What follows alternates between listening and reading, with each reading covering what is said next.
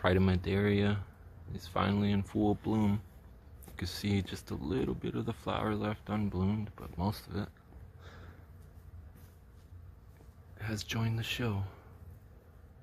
There's tons of bees on this.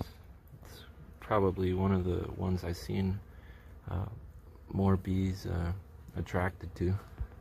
They love this stuff.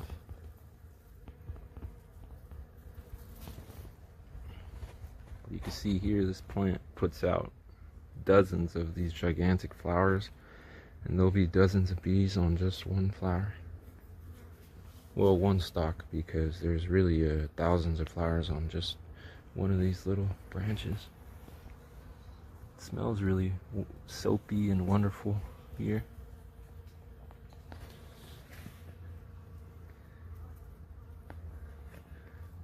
But this stuff flowers in winter too, so it's a great way to give you know, some pollinators some forage in the winter.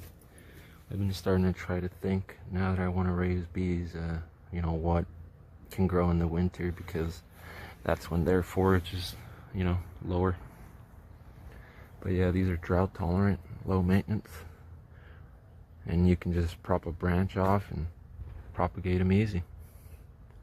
Beautiful plants, come from island of Madeira in Portugal. European import. Beautiful little guy. Catch you later, bees.